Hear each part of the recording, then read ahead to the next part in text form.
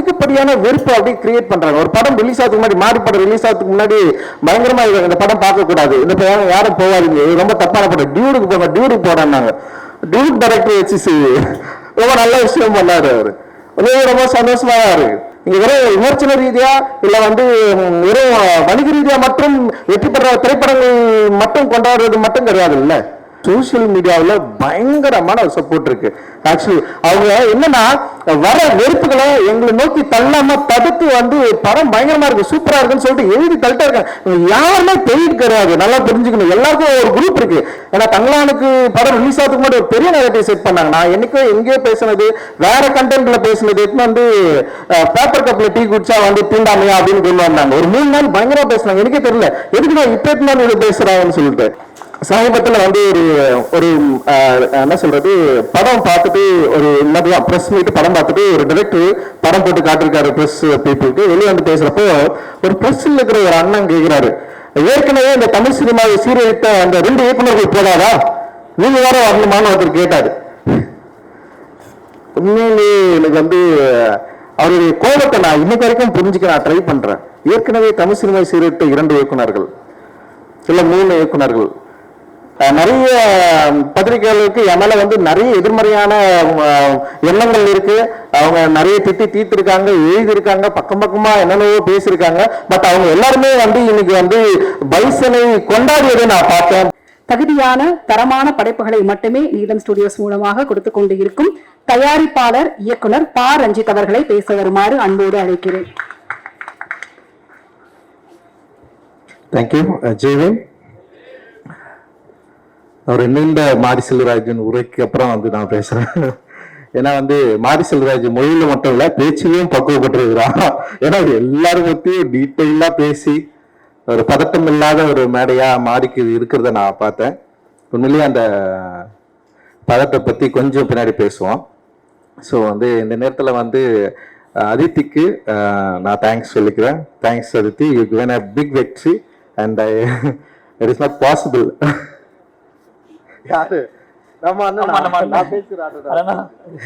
Sorry மன்னிக்கணும், என்னோட புது பாஸ் சொல்லாம விட்டுட்டேன். செந்தில் சார், நான் ஃபர்ஸ்ட் டைம் அட்டன் பண்ணுறேன் என் லைஃப்பில். அப்படி நமக்கு ஒரு டிஸ்ட்ரிபியூட்டர் ஒரு படம் வீடியோஸ் ஃபோன் பண்ணி நம்மளை டெய்லி ஃபாலோ பண்ணுறேன். ஏன்னா மற்ற படத்தில் நடக்கலை. ரஞ்சித் அண்ணா பகையம்மாள் ரிலீஸ் பண்ணார், தானு சார் கர்ணன் ரிலீஸ் பண்ணார், மாமனை விஜயன் ரிலீஸ் பண்ணாங்க, வாழை நாங்களே ரிலீஸ் பண்ணோம். பட் சார் ரொம்ப நன்றி சார்.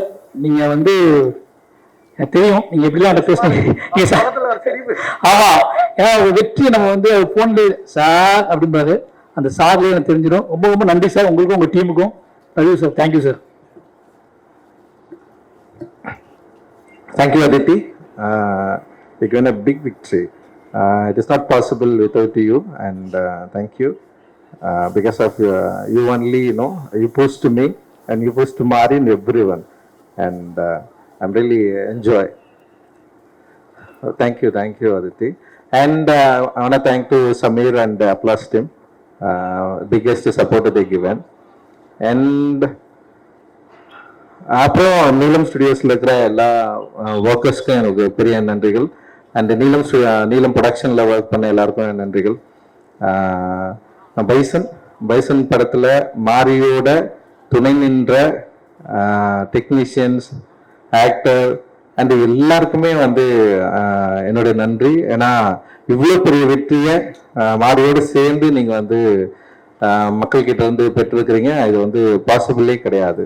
ரொம்ப ரொம்ப ஒரு முக்கியமான வெற்றியாக நான் இதை பார்க்குறேன். நான் உண்மையிலேயே நானும் ரொம்ப சந்தோஷப்படுறேன் இந்த வெற்றியின் மூலமாக.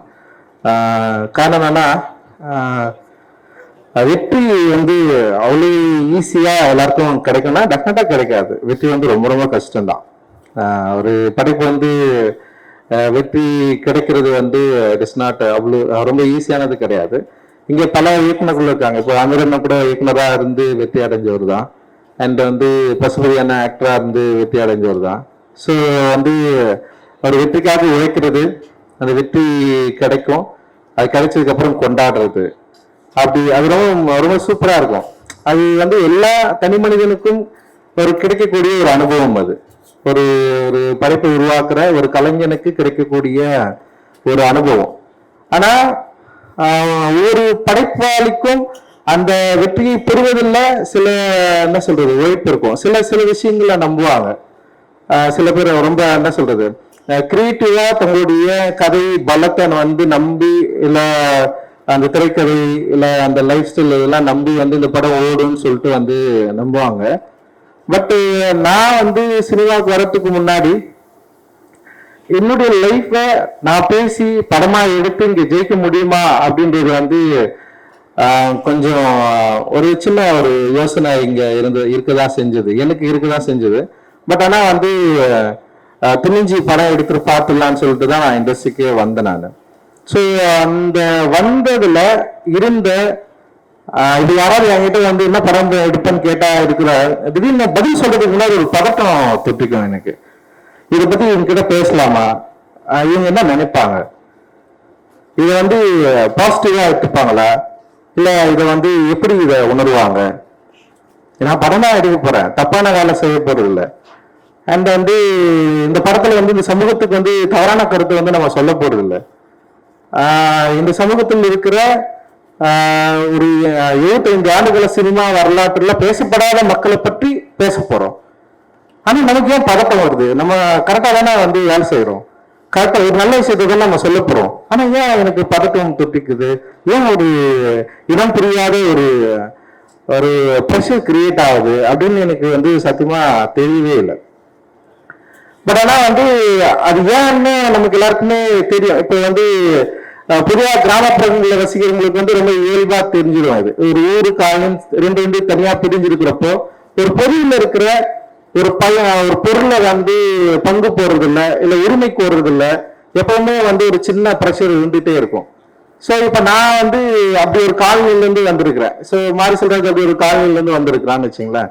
ஸோ அப்படி இருந்த ஒரு காலனில யாருக்கிட்ட எதை பேச போறோம் அப்படின்றது ரொம்ப முக்கியமா இருந்தது. யார்கிட்ட எதை பேச போறோம்? இப்போ இப்ப நான் என்னுடைய உரிமையை நான் எங்க கேட்கிறேன்னா பொதுவுல கேட்கிறேன். பொது என்பது என்னன்னா இங்க ஒரு ஊரா இருக்கு. ஊர்ல பல தரப்பட்ட சாதிகள் வசிக்கிற ஒரு பகுதியா இருக்கு. அப்ப அங்க போயிட்டு நான் என்னுடைய உரிமை கேட்கிறப்ப ஃபர்ஸ்ட் என்னவா தோணும்னா நீ எதுக்கு இங்க கேட்கிற, நீ இங்க பேசலாமா, உனக்கு இப்ப நம்ம எல்லாரும் ஒன்னா தானே இருக்கிறோம், நீ அங்க ஒழுங்கா இருந்துடலாம்ல, நீ எதுக்கு இங்க இது பேசி பிரச்சனையா மாத்துற, இது பிரச்சனையா பேசலன்னா இவ்வளவு நாள் நம்ம எல்லாரும் நல்லா ஜாலியா சந்தோஷமா தானே இருந்தோம். நீ அங்க இருக்கிற, நான் இங்க இருக்கிறேன். நீ கோயில் திருவிழாக்கு வரியா, நீ அங்க இரு, நீ வரையா, இது பாத்துக்கோ. ஊர் பொது கிணத்துல நீ தண்ணி எடுக்க கூடாது, இல்ல ஊரு குளத்துல உனக்கு உரிமை கிடையாது, ஊர் பொது சொத்துல உனக்கு உரிமை கிடையாது. நான் உரிமைன்னு நான் கேட்டேன்னு வச்சுக்க, அங்க ஒரு பிரச்சனை ஸ்டார்ட் ஆகுது. இது எப்படி நீ கேட்கலாம்? இத்தனை நாள் உனக்கு இது நான் கொடுக்கவே இல்லை, நீ இவ்வளவு நாள்ல கலாச்சாரத்தை ஒரு பண்பாடை நீ எப்படி மீற முடியும் அப்படின்னு சொல்லிட்டு பல பிரச்சனைகள் உருவாகிறத நம்ம பார்த்திருக்கிறோம்.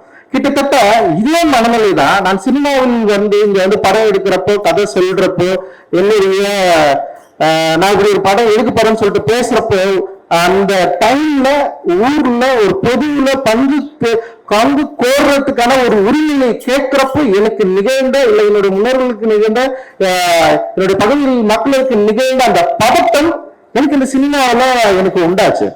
சோ அந்த பதட்டம் என்று எனக்கு தணிஞ்சது. அட்டகத்தி படம் ஜெயிச்சான உடனே எனக்கு அந்த பதட்டம் தணிஞ்சிச்சா, வெற்றி என்பது எனக்கு ஒரு பெரிய மகிழ்ச்சியை கொடுத்ததா அப்படின்னா உண்மையிலே அட்டகத்தி படம் ஜெயிக்கலன்னா என்ன இருக்குன்னு எனக்கு தெரியல. அட்டகத்தி படம் ஜெயிச்சதுனால அடுத்த படம் பண்றதுக்கான வாய்ப்பு கிடைச்சது. ஆனா அடுத்த படம் கிடைக்கிறதுக்கான வாய்ப்பை இப்ப அட்டகத்தி படம் எப்படி ஏற்றுக்கொள்ளப்பட்டது, அது ஒரு விமர்சன பங்கு என்ன? ஓகே, அது ஒரு சாரார் வெறும் காமெடி படமாக பார்த்தாங்க, ஒரு சில பேர் அதோடைய நரேட்டிவை புரிஞ்சுக்கிட்டாங்க, சில விஷயங்களை அதை பத்தி எழுதினாங்க. ஆனா மெட்ராஸ் எப்படின்னா எல்லாராலும் கொண்டாடப்பட்டதுன்னு பேசப்பட்டாலுமே கூட அப்பதான் குறியீடுகளை பற்றி பேச ஆரம்பிக்கிறாங்க. சோ அது வரைக்கும் ரஞ்சித் ஒரு இயக்குனரா இருந்தாரு. அப்புறம் மெட்ராஸ்க்கு அப்புறம் திரும்ப வேற ஒரு படம் இயக்கிருக்காரு, ஒரு முழு அரசியல் திரைப்படம் சொல்லிட்டு எல்லாருமே ஏத்துக்கிட்டாங்க. அந்த முழு அரசியல் திரைப்படம் ஏத்துக்கிட்டதுக்கு அப்புறம் பல விவாதங்கள் அப்ப உருவாச்சு. அது நல்லா எனக்கு ஞாபகம் இருக்கு. ஒருத்தர் எழுதினாரு, மெட்ராஸ்ன்னு டைட்டில் வச்சு எவ்வளவு திமிரா ஒருத்தர் படம் எடுத்திருக்காங்க, ஹிந்துல வந்தது. எனக்கு நல்லா ஞாபகம் இருக்கு. எப்படி இந்த படத்தை விட்டாங்க வெளியே. இதே பாம்பேல போயிட்டு பாம்பேன்னு சொல்லிட்டு படம் எடுத்தா அங்க இருக்கிற எல்லாம் அச்சு காலி பண்ணிருப்பாங்க, ஓட விட்டுருக்க மாட்டாங்க. ஆனா இவங்க பாரு மெட்ராஸ்ன்னு ஒரு படம் எடுக்கிறான்னு சொன்னாங்க. எனக்கு ரொம்ப புதுசா இருந்தது. இப்படி ஒரு நெகட்டிவ் எப்படி இவங்களால உருவாக்க முடிஞ்சது. அப்போ வந்து அப்பதான் வந்து என்னன்னா ஓகே இதுல இந்த குறியீடுல இதை பயன்படுத்திருக்காங்கன்னு சொல்லிட்டு எனக்கு வந்து எதிர்மறை விமர்சனங்கள் நிறைய வர ஆரம்பிச்சது. அண்ட் வந்து கபாலி வந்து உடனே வந்து அது பிளாஸ்ட் ஆயிடுச்சு, வெடிச்சு செதறிச்சு அப்படி. அதுல வந்து ஒரு படம், ஒரு இயக்குனர், ஒரு நடிகரை வச்சு, சூப்பர் ஸ்டார் வச்சு படம் எடுத்திருக்காரு. ஆனா மெட்ராஸ்ல ஒரு படம் நான் பண்ணலன்னா சூப்பர் ஸ்டார் ரஜினிகாந்த் எனக்கு அந்த படத்தை வாய்ப்பு கொடுத்துருப்பாரா? ஆனா ஒவ்வொரு முறையும் வந்து விமர்சனம் வரப்ப வந்து அவனுக்கெல்லாம் ரஜினி வாய்ப்பு கொடுத்தாரு பத்தியா? ரஜினிகாந்தை வச்சு நீ வந்து எப்படி இந்த டைலாக்க பேசலாம், எந்த டைலாக்க பேசலாம்? அவ்வளவு மோசமா பயங்கர பிளாஸ்டா வந்து வெடிச்ச உடனே வந்து நான் என்ன பண்றதுன்னு எனக்கு தெரியல. நான் அப்போ வந்து மெட்ராஸ் கொண்டாடுற மாதிரி வந்து கபாலியை வந்து இங்க உண்மையிலேயே வந்து கபாலியுடைய வெற்றி அப்படின்றது வந்து தயாரிப்பாளர் தானுக்கு தெரியும். மற்ற படங்களுக்கு ஃபர்ஸ்ட் வந்து படம் ரிலீஸ் ஆகிறதுக்கு முன்னாடி 100 கோடி ரூபாய் லாபம் ஈட்டின படம் வந்து கபாலி. ஒரு படம் வணிக ரீதியா வெற்றி பெற்றது மட்டும்தான் இங்க வெற்றியானா, பல படங்கள் வணிக ரீதியா வெற்றி பெற்று கொண்டாடப்பட்டிருக்கீங்க. விமர்சனங்கள் மிக மோசமாக விமர்சிக்கப்பட்டாலும் அந்த படம் வெற்றி படமா வணிக ரீதியில வந்து பெரிய அளவுல கலெக்ட் ஆச்சுன்னா வெற்றி படமா கொண்டாடப்பட்டிருக்கு. ஆனா கபாலி வந்து இவர்கள் வந்து மிக மோசமா அமைச்சிட்டாங்க. ரஜினியை வந்து எப்படி நீ வந்து ஒரு எஸ்சி டைலாக் வந்து வச்சு பேசலாம், எப்படி ரஜினிக்குள்ள வந்து ஜாதியை கொண்டு வரலாம்? எனக்கு உண்மையிலேயே வந்து அதை எப்படி கையாளுறதுன்னு எனக்கு தெரியல. அந்த படத்தை வந்து எனக்கு வந்து பயங்கரம் பட்டுக்குச்சு. எனக்கு என்ன பிரச்சனைனா, கபாலி படம் வெற்றி படம் தோல்வி படம் என்பதல்ல என்னோட பிரச்சனை. இதுக்கு பிறகு இந்த மாதிரியான படங்கள் எடுக்கவே முடியாதா? யாராவது எடுக்க வந்தா இப்படி ஒரு சிக்கல் வருமா? ஏன்னா தமிழ் சமூகத்துல பயங்கரமான டிஸ்கஷன் நடந்துச்சு அன்னைக்கு. அந்த சினிமாவில் வந்து எப்படி சினிமாவில் நீங்க இதை பேசலாம், எப்படி நீங்க சினிமாவில் இதை பேசலாம், எப்படி நீங்க சினிமாவில் பேசலாம் எனக்கு புரியல. அப்பதான் நான் யோசிச்சேன், அப்ப இதுக்கு முன்னாடி இருக்கிற சினிமாக்களை, என்னை மறந்த சினிமாக்களை, என்னை ரொம்ப மோசமா சித்தரிச்ச சினிமாக்களை, என்னை வந்து ரொம்ப இழிவாக பேசுற சினிமாக்கள் இத்தனை ஆட்கள் என்ன பண்ணாங்க இத்தனை வருஷமா? இவர்கள் எல்லாம் ஏன் இவர்களுக்கு குரல் கொடுக்கல? இவங்க இவங்களை பத்தி கேட்கவே இல்லை, இவங்க இதை பத்தி பேசவே இல்லை. அப்ப நான் என்ன பண்றேன்னா, நான் ஒரு புது என்னுடைய லைஃப், என்னுடைய வாழ்க்கையை நான் உங்களுக்கு காட்டுறதுக்காக நான் ஒரு திரைப்படம் எடுக்கிறேன். அதுவும் வணிக ரீதியா வெற்றி பெற்ற ஒரு திரைப்படமா அது இருக்கு. ஆனா மிக மோசமா சித்தரிக்கப்பட்டது. அதோடைய திரைக்கதை அமைப்பை பற்றி பேசுவதற்கிட்ட நான் வந்து டெஃபினட்டா நான் வந்து ஒத்துக்கிறேன். அதோட திரைப்பட குறை, அதாவது திரையாக்கம் குறைபாடுகளை வந்து நான் வந்து மனப்பூர்வமாக ஏற்றுக்கொள்கிறேன். நான் ஒரு நடிகரை நீ எப்படி பேச வைக்கலாம், எப்படி இந்த கண்டென்ட்டை பேச வைக்கலாம்? மற்றபடி சூப்பர் ஸ்டார் ரஜினிகாந்த் அவர்கள் நடித்த மற்ற எல்லா படங்களும் உங்களுக்கு வந்து சூப்பரா எனக்கு தெரியவே இல்லை. உண்மையிலே எனக்கு பயங்கர குழப்பம் வந்தது. ஆனா நல்ல பார்க்க திரும்பவும் வந்து சூப்பர் ஸ்டார் ரஜினிகாந்த் அவர்கள், நான் கபாலி படம் நல்லா இயக்குனன்னு அவர் நம்பினாரு, அந்த படம் ரொம்ப நல்ல படம் அவர் நம்பினாரு, அந்த படம் மிகப்பெரிய வெற்றி படம் நம்பி எனக்கு வந்து திரும்பவும் காலாண்டு ஒரு படம் கொடுத்தாரு. இந்த நேரத்தில் நீங்க நல்லா யோசிக்கலாம், இப்படி ஒரு நடிகர் திரும்பவும் ஒரு இயக்குனரை கூப்பிட்டு ஒரு படம் பண்ணுன்னு சொல்லிடுறப்போ அந்த இயக்குனர் வந்து இந்த சமூகம் வந்து அடி பிளாஸ்ட் ஆகி பயங்கர விமர்சித்து பிறகு நான் ஏன் காலான்னு ஒரு படம் எடுக்கணும்? இப்ப அந்த காலா படம் எடுக்கிறது மூலமா நான் என்ன சொல்ல ட்ரை பண்றேன்? அந்த சமூகத்துல என்ன நரேஷன் நமக்கு கிரியேட் பண்றோம்? ஒரு நில உரிமையை பத்தி அவர் வச்சு நான் பேசுறேன். ஒரு பெரிய ஸ்டார் எனக்கு கிடைக்கிறாரு, அந்த பெரிய ஸ்டாரை வச்சு நான் திரும்பவும் ஏதோ ஒரு கமர்ஷியலான ஒரு படத்தை எடுத்து நான் வந்து என்னுடைய லைஃப் ஸ்டைல வந்து மாத்திக்கக்கூடிய பெரிய பணங்களை சம்பாதிச்சு நான் போயிருக்கலாம். பட் ஆனா நான் என்ன ட்ரை பண்றேன்னா, திரும்பவும் வந்து சூப்பர் ஸ்டார் ரஜினிகாந்தை அவர்களை வைத்து நிலமற்ற மக்களுக்கு நில உரிமை கோர்களை பற்றி ஒரு விஷயத்தை வந்து நான் பேச நான் ட்ரை பண்றேன். பட் அந்த டைம்ல பல்வேறு சூழல்கள் இருந்தது. பட் திரும்பவும் வந்து அதேதான், நீ வந்து ராவணனை எப்படி ஹீரோவா காட்டலாம் அப்படின்னு ஒரு பெரிய டிஸ்கஷன் கிரியேட் ஆயிடுச்சு. ஸோ நல்ல ஞாபகம் இருக்கு, ஒவ்வொரு படமும் ரிலீஸ் ஆனது பிறகு வெற்றி தோல்வியை விட இந்த சமூகம் இதை எப்படி புரிந்து கொள்கிறது, இந்த சமூகம் இதை எப்படி ஏற்றுக்கொள்கிறது அப்படின்னு பாக்குறப்போ வந்து நான் ஒரு காஸ்டிஸ்ட்னு சொல்லிட்டு முத்திரை குத்துனாங்க. ரஞ்சித் ஒரு சாதி வெறியன், ரஞ்சித் ஒரு காஸ்டிஸ்ட். என்னைக்காவது ஏதாவது ஒரு இடத்துல அந்த சாதியை பற்றி பெருமிதமா, நான் இந்த சாதியிலிருந்து வந்தவன், நான் இவ்வளவு வெறி பிடிச்சேன், நான் 10 பேரை வெட்டுவேன், என் படத்துல வந்து நான் வெட்டினா மாரில தான் வெட்டுவேன், முதுகுல வெட்டு, என்னைக்காவது என் படத்துல ஏதோ டயலாக் நீங்க பார்த்திருப்பீங்க? கிடையவே கிடையாது. எந்த சாதியை வந்து மிக மோசமாக வந்து என்னை விட கீழானது அப்படின்னு சொல்லிட்டு நான் எங்க விமர்சிச்சிருக்கேன்? எந்த மனிதர்களும் நான் மோசமா சித்தரிச்சிருக்கேன் என்னோட திரைப்படங்கள்ல? என்னோட திரைப்படங்கள்ல வந்து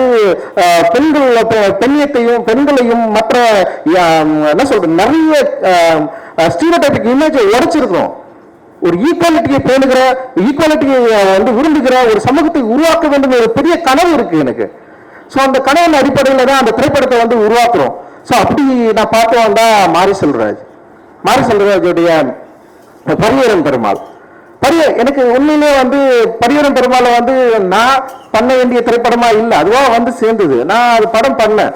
அந்த படம் வந்து ஒரு பெரிய ஒரு டிஸ்கஷனை கிரியேட் ஆச்சு. அந்த டிஸ்கஷன் கிரியேட் ஆனோடனே என்ன இங்க நடந்ததுன்னா, திடீர்னு வந்து என்ன நடந்துச்சுன்னா வந்து மாரி செல்வராஜ் மொழி வேற, ரஞ்சித்தோட மொழி வேற. உடனே வந்து ரெண்டு மொழி வந்து ரெண்டு பார்வை உருவாக்குறது. அந்த இந்த படத்துல எப்படி இது பேசியிருக்குது பாரு அப்படின்னு சொல்றது. பட் ஆனா வந்து என்ன நல்ல விஷயம் நடந்ததுன்னா, ஒரு குரல் இருக்கிற இடத்துல இன்னொரு குரல் ஓப்பன் ஆச்சு.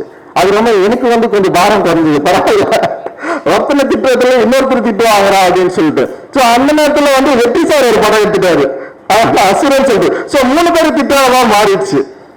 பயங்கரமா இருந்தது. எப்பவுமே என் போட்டோ மட்டும் தான் இருக்கும், திட்டே இருக்கலாம். அப்புறம் வந்து மாரி செல்வராஜ் போட்டோ இருந்தது. அந்த படம் பார்த்தா வெற்றி சார் வந்து விட்டாரு. 3 போட்டோ எங்க பார்த்தாலும்.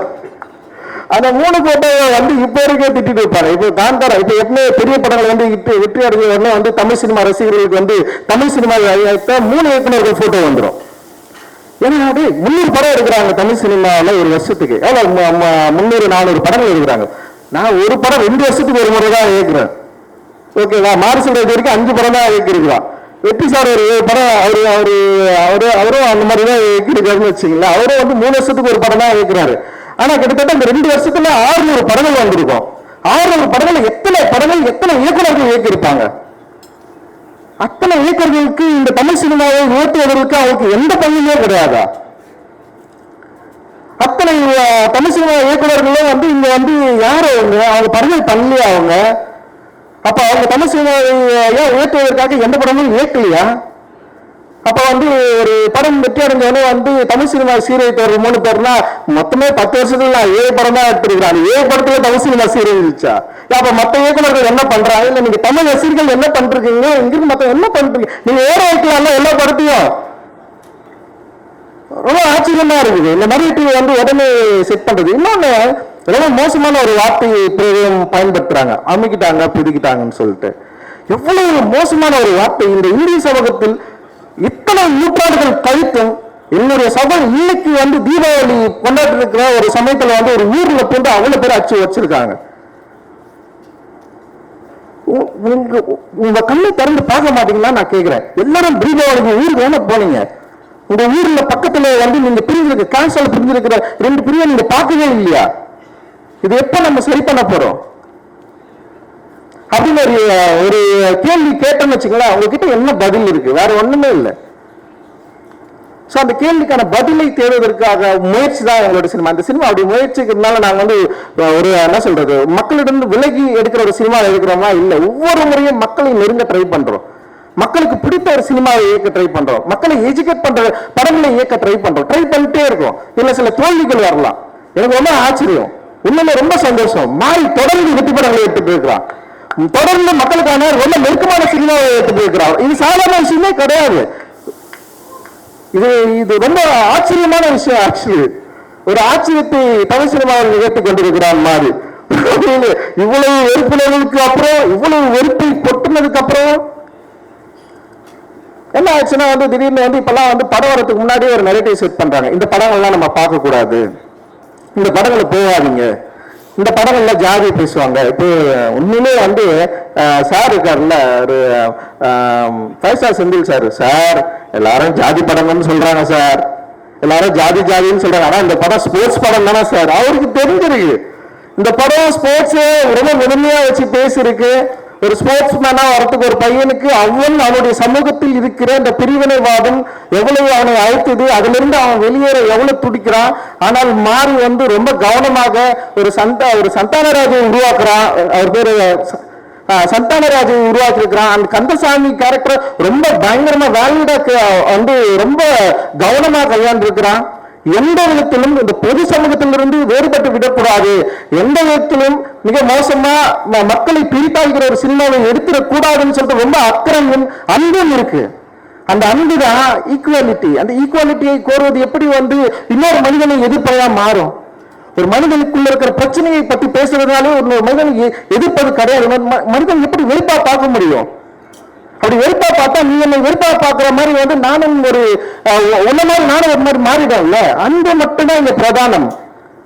எப்படியாவது நம்ம எல்லாரும் ஒண்ணு சேரணும், எப்படியாவது இந்த சினிமாக்கள் மூலமாக இருக்கிற வெறுப்பை வந்து அழிக்கணும், அழிச்சு மாத்தணும் அப்படின்ற முயற்சி தான் இது.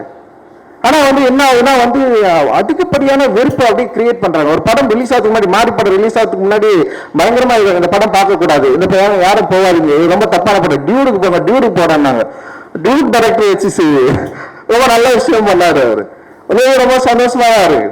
அண்ட் கமர்ஷியல் சினிமா அப்படின்ற ஒரு திரைப்படமும் சரி, இல்லை வந்து இங்கே வந்து சமூக நோக்கில் ஒரு சோசியலா ஒரு அவேர்னஸை கிரியேட் பண்ணும், அதே நேரத்தில் மக்களுக்கு நெருங்குற சினிமாவும் சரி, இன்னைக்கு வந்து பலதரப்பட்ட இளைஞர்கள் உள்ள வந்ததுக்கு அப்புறம் இங்க தமிழ் சினிமாவுடைய போக்கு டெஃபினட்டா மாறி இருக்கு.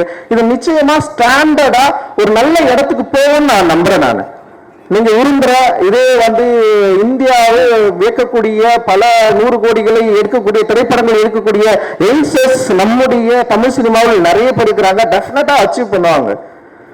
அந்த அச்சீவ் பண்றதுக்கான ஒரு வாய்ப்பை தான் நம்ம வந்து திரைமொழியில நம்ம வந்து உருவாக்கிட்டு இருக்கோம். வேர்ல்ட்ல, இந்தியா லெவல்ல, வேர்ல்ட் லெவல்ல தமிழ் சினிமாவுடைய போக்கு, தமிழ் சினிமாவுடைய இயக்குநர்கள், தமிழ் சினிமாவுடைய அந்த மொழி, அந்த பிலிம் வந்து பயங்கரமா கொண்டாடிட்டு இருக்காங்க.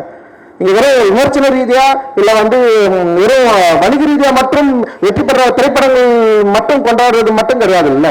சோ இன்னொரு இதுக்கு அதுதான் சொல்றேன், 7 படங்கள் தானே நாங்க எடுத்துட்டு போறோம், மீது 200 டைரக்டர்கள் 200 படம் எடுக்கிறீங்கல்ல, பயங்கரமா எடுங்கன்னு நான் சொல்றேன். யார் நம்மளை தடுக்கிறதுக்கான வாய்ப்பே இல்லைல்ல. சோ இந்த வெறுப்பை எப்படி வந்து வெற்றியா மாற்றுறது அப்படின்றத வந்து உண்மையிலே மாறி வந்து சம சூப்பரா தெரிஞ்சு வச்சிருக்கிற இயக்குனரா நான் வந்து பாக்குறேன். அண்ட் ரொம்ப நிதானமா தன்னுடைய கலையின் மூலமாக ரொம்ப நிதானமா அவர் கதையை ரொம்ப நம்பி அதுல இருக்கிற சிக்கல்கள் எனக்கு தெரியும், எனக்கு ரொம்ப பயம். ஏன்னா மாறி வந்து ரொம்ப முக்கியமான ஒரு நெல்லையில் இருக்கிற 2 மனிதர்களை பற்றி அவன் பேச போறான் அப்படின்னு எனக்கு பயம் தொட்டுக்குச்சு. ஏன்னா இது மூலமா நம்ம எந்த பிரச்சனையும் ஏற்படுத்திடக்கூடாது, உங்களை விட எனக்கு ரொம்ப கவலை இருக்கு. ஸோ அப்படி இருக்கிறப்ப வந்து நான் பயந்துட்டே இருந்தேன். படம் ரிலீஸ் ஆகிட்டு தியேட்டர்ல இருந்து என்ன சொன்னாங்க, ஃபர்ஸ்ட் நான் வந்து ஃபோன் பண்ணது மக்கள் என்ன சொல்றாங்க, நெல்லையில் என்ன சொல்றாங்க. ஏன்னா இங்க வட தமிழகத்துல வந்து அது ஒரு அந்த கதையை வந்து வேற மாதிரி புரிஞ்சுப்பாங்க. பட் ஆனா அங்க வந்து எப்படி புரிஞ்சுக்கிறாங்க, என்ன சொன்னாங்கன்னு அவங்ககிட்ட கேட்டேன். அவன் சொன்னா இல்லைன்னா சம்பந்தப்பட்டவர்கள் எல்லாருமே படம் பார்த்துட்டாங்க, அவங்களுக்கு வந்து ரொம்ப திருப்தியா இருந்தது அப்படின்னு அவன் சொன்னான். உண்மையிலேயே எனக்கு அப்பதான் வந்து ரிலாக்ஸ் ஆச்சு. அதுக்கப்புறம் நான் ரிலாக்ஸ் பண்ணது என்னன்னா 5 ஸ்டார் அண்ணங்க வந்து அவர் போன் வருமா, அவர் என்ன சொல்றாரு, அவர் வந்து அவருடைய போட்ட அவரு இன்வெஸ்ட்மெண்ட் பண்ண படம் வந்து வந்துருமா அப்படின்னு தான் இன்னைக்கு வரைக்கும் நான் வந்து வெயிட் பண்ணிட்டு இருக்கேன். அண்ட் வந்து என்னை நம்பி தயாரிப்பு என்னோடு சேர்ந்து பங்கு பெற்ற அந்த அப்லாஸ் நிறுவனமும் சரி, அந்த அதித்தியும் சரி, எல்லாருமே இந்த படத்துல திருப்தி அடைஞ்சாங்களா, திருப்தி அடையணும் அப்படின்றதுதான் எங்களுடைய மிகப்பெரிய நோக்கமாகவும் இருக்கு. ஏன்னா அந்த படம் வந்து வெற்றி பெற்றே ஆகணும். வெற்றி பெறலன்னா திரும்ப வந்து என்ன பண்றது, இந்த மாதிரி படம் எடுத்தா ஓடாது, இது வந்து இவனுங்க இப்படிதான் ஆகணும் அப்படின்னு பேச ஆரம்பிச்சிருவாங்க. அண்ட் வந்து அந்த வெறுப்புக்குள்ள நம்ம வந்து சிக்காம ஒரு வெற்றியை இந்த மாதிரி வந்து மக்கள் கொண்டாடுற ஏற்றுக்கொள்ளப்பட்ட, இன்னும் சொல்லப்போனா உண்மையிலேயே இந்த மாதிரி படம் எடுக்கிறவங்களுக்கு சப்போர்ட்டா சோசியல் மீடியாவில் பயங்கரமான சப்போர்ட் இருக்கு. ஆக்சுவலி அவங்க என்னன்னா வர வெறுப்புகளை எங்களை நோக்கி தள்ளாம தடுத்து வந்து படம் பயங்கரமா இருக்கு, சூப்பரா இருக்குன்னு சொல்லிட்டு எழுதி தள்ளிட்டா இருக்காங்க. யாருமே தெரியுது கிடையாது, நல்லா தெரிஞ்சுக்கணும். எல்லாருக்கும் ஒரு குரூப் இருக்கு, எதிர்க்கிறது கூட ஆனா ஒரு குரூப்பா சேர்ந்து எல்லாம் செயல்படுறாங்க. ஆனா வந்து இந்த படத்தை நல்ல படம் கொண்டாடுறதுக்கு அவ்வளவு மக்கள் இருக்கிறாங்க. அண்ட் சோசியல் மீடியாவில் வந்து பெரிய அளவில் சப்போர்ட் கிடைச்சது. ஃபர்ஸ்ட் 2 டேஸ்ல வந்து பயங்கரமா நரேட்டிவ் செட் பண்ணதுக்கு அப்புறமும் கூட இது மாறுச்சு. ஏன்னா தங்களானுக்கு படம் ரிலீஸ் ஆகிறதுக்கு முன்னாடி ஒரு பெரிய நரேட்டிவ் செட் பண்ணாங்க. நான் என்னைக்கோ எங்கேயோ பேசினது, வேற கண்டென்ட்ல பேசினது வந்து பேப்பர் கப்ல டீ குடிச்சா வந்து தீண்டாமையா அப்படின்னு கொண்டு வந்தாங்க. ஒரு 3 நாள் பயங்கரமா பேசினாங்க. எனக்கே தெரியல எதுக்கு நான் இப்ப பேசுறாங்கன்னு சொல்லிட்டு. அப்ப ரொம்ப ஆச்சரியமா இருந்தது. ஒரு திரைப்படத்தை வணிக ரீதியா தோல்வியை அடைய வைக்க வேண்டும் என்று ஒரு ரொம்ப என்ன சொல்றது கன்ஸ்ட்ரக்டிவா இங்க வந்து ஒர்க் பண்ணாங்க. அதை வந்து மாறி தன்னுடைய கலை திறமையால தன்னுடைய திரைப்படத்தினால மிகப்பெரிய அளவு அவங்களுக்கு தோல்வியை கொடுத்து நமக்கு வந்து ஒரு பெரிய வெற்றியை உருவாக்கி கொடுத்துருக்கிறான். அண்ட் வந்து நான் ரொம்ப பாசிட்டிவா சொல்றேன். நான் ரொம்ப பதட்டமா அந்த சினிமாக்குள்ள நான் வந்திருக்கலாம். அந்த இன்னைக்கு வரைக்கும் வந்து எதிர்மறையான விமர்சனங்கள் வந்து நிறைய இருக்கலாம், வெறுப்பு இருக்கலாம். அதை மீறி ஒரு பெரும் மக்களுடைய ஆதரவு இருக்கு. அந்த பெரும் மக்கள் என்பது என்னுடைய சமூகத்தை சார்ந்தவர்கள் மட்டும் நான் இங்க வந்து சொல்ல, பல சமூகத்தை சார்ந்த மக்கள், ஈக்குவாலிட்டி விரும்புகிற மக்கள், இங்க இருக்கிற மக்கள் எல்லாரும் வந்து ஒன்னா மாறணும், இங்க சாதி படிநிலையில் இருக்கிற பிரச்சனையை வந்து அழிக்கணும்னு துடிக்கிற ஒவ்வொரு இளைஞர்கள், ஒவ்வொரு இளைஞர்கள், அவ்வளவு பாசிட்டிவான மக்கள் நிறைய பேர் இருக்கிறாங்க. அவர்களுக்கு தேவை ஒரு நல்ல படைப்பு. அந்த நல்ல படைப்பை கொடுத்தா டெஃபினட்டா கொண்டாடுவாங்க அப்படின்றதுக்கு வந்து மிகப்பெரிய உதாரணம் பைசன் அப்படின்னு நான் வந்து சொல்றேன். அண்ட் ரொம்ப ரொம்ப நன்றி. சமீபத்தில் வந்து ஒரு என்ன சொல்றது, படம் பார்த்துட்டு ஒரு என்னதான் பிரஸ் மீட் படம் பார்த்துட்டு ஒரு டைரக்டர் படம் போட்டு காட்டிருக்காரு பிரஸ் பீப்புளுக்கு. வெளியே வந்து பேசுறப்போ ஒரு பிரஸ்ல இருக்கிற ஒரு அண்ணன் கேட்கிறாரு, ஏற்கனவே இந்த தமிழ் சினிமாவை சீரழித்த அந்த 2 இயக்குநர்கள் போதாதா, நீங்க வேற வரணுமான்னு ஒருத்தர் கேட்டாரு. உண்மையிலேயே எனக்கு வந்து அவருடைய கோபத்தை நான் இன்னைக்கு வரைக்கும் புரிஞ்சுக்க நான் ட்ரை பண்றேன். ஏற்கனவே தமிழ் சினிமாவை சீரழித்த 2 இயக்குநர்கள், இல்ல 3 இயக்குநர்கள் அப்படின்றப்போ நான் இன்னும் பக்குவப்பட நான் ட்ரை பண்றேன். ஓகே, அவங்க வந்து உங்களுடைய கோபத்தை நான் புரிந்து கொள்ள ட்ரை பண்றேன். புரிந்து கொண்டு உங்களுடைய கோபத்துக்கு பயந்து நான் படம் எடுக்காம போறது இல்லை, மாறிய படம் எடுக்காம போறது இல்லை, இங்க இருக்கிறவங்க யாருமே படம் எடுக்காம போறது இல்லை. பட் உங்க கோபத்தை புரிந்து கொண்டு உங்கள் கோபத்தோடு எதிர் நின்று சமராடுவதற்கான மனநிலை உள்ள ஒரு திரைப்படத்தை உருவாக்குவதற்கு தான் எங்களுடைய நோக்கமே தவிர உடனே வந்து விட்டு ஓடுறது கிடையாது எங்களுடைய நோக்கம். நிச்சயமாக இன்னும் நிறைய தளங்கள்ல இறங்கி வேலை செய்ய போறோம், நிறைய ஒர்க் பண்ண போறோம். நிச்சயமா உங்களுடைய சப்போர்ட் தேவை. என்னுடைய அட்டக்கத்தி படத்திலிருந்து இன்னைக்கு வரைக்கும் மாறிக்கும் சரி, எனக்கும் சரி, அண்ட் இங்க இருக்கிற நிறைய நல்ல முற்போக்கான இயக்குநர்களுக்கும் சரி, பத்திரிகைகள் வந்து என்னைக்குமே வந்து சப்போர்ட் பண்ணதில்லை. எதிர்மறை விமர்சனங்கள் உள்ள பத்திரிகையாளர்கள் கூட நல்ல திரைப்படங்கள் எங்க சைட்ல இருந்து அவங்க மறுக்க முடியாத திரைப்படங்கள் வரப்போ எங்களை கொண்டாடி தீர்த்திருக்காங்க. எனக்கு தெரியும் நிறைய பத்திரிகைகளுக்கு என் மேல வந்து நிறைய எதிர்மறையான எண்ணங்கள் இருக்கு. அவங்க நிறைய திட்டி தீர்த்திருக்காங்க, எழுதியிருக்காங்க, பக்கம் பக்கமா என்னென்னவோ பேசியிருக்காங்க. பட் அவங்க எல்லாருமே வந்து இன்னைக்கு வந்து பைசனை கொண்டாடியதை நான் பார்த்தேன், பைசனை எழுதி பாராட்டினதை நான் வந்து பார்த்தேன்.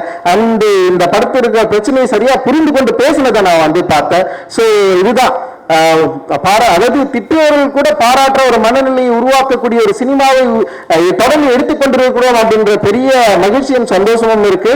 அதே நேரத்தில் மக்களுக்கு பயன்படக்கூடிய அண்ட் அதே நேரத்தில் வந்து தயாரிப்பாளர்கள் வந்து எங்களை நம்பி இன்வெஸ்ட் பண்றவங்க வந்து அவங்களுடைய முகம் எப்பவுமே மலர்ச்சியா இருக்கக்கூடிய, சந்தோஷமா இருக்கக்கூடிய, திரும்பவும் அந்த பணத்தை வந்து எடுத்துக்கக்கூடிய, ரொம்ப கவனமா இருக்கக்கூடிய சில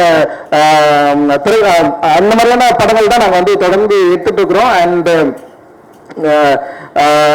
இப்படி ஒரு வாய்ப்பை எங்களுக்கு நல்கி கொண்டிருக்கிற, இப்படி ஒரு வெற்றியை எங்களுக்கு தொடர்ந்து அளித்துக் கொண்டிருக்கிற திரை ரசிக பெருமக்களுக்கும் தமிழக மக்களுக்கும் அண்ட் வந்து இங்க இருக்கிற ஒட்டுமொத்த பத்திரிகையாளர்களுக்கும் எங்களோடு தொடர்ந்து வேலை செய்து கொண்டிருக்கிற டெக்னீஷியன்ஸ், ஈச் கிராஃப்ட் இருக்காங்க, நிறைய பேர் இருக்காங்க.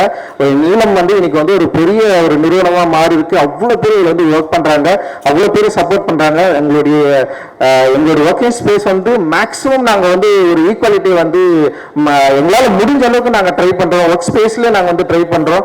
ஸோ அது வந்து சமூகத்திலும் பரவணும். அண்ட் திரைத்துறையிலும் வந்து முக மலர்ச்சியோடு எங்களோட திரைப்படங்கள் வரப்போ ஏற்றுக்கணும். படம் நல்லா இல்லைன்னா நல்லா இல்லைன்னு திட்டுங்க, நல்லா இருக்குன்னா நல்லா பாராட்டுங்க. ஆனா படமே எடுக்கக்கூடாதுன்ற ஒரு எண்ணத்தை நீங்கள் கைவிடுவது நல்லது அப்படின்னு சொல்லிட்டு இந்த நேரத்தில் உங்களுக்கு வந்து நான் சொல்லி விடைபெறுகிறேன். நன்றி, மகிழ்ச்சி, தேங்க்யூ, ரொம்ப நன்றி எல்லாருக்கும். நன்றி சார். நிறைவாக ஒரு குரூப் பிக்சர் பைசன் டீம் வந்து நீங்க எழுந்து நின்று போட்டோஸ்க்கு வந்து போஸ்ட் கொடுக்கணும்.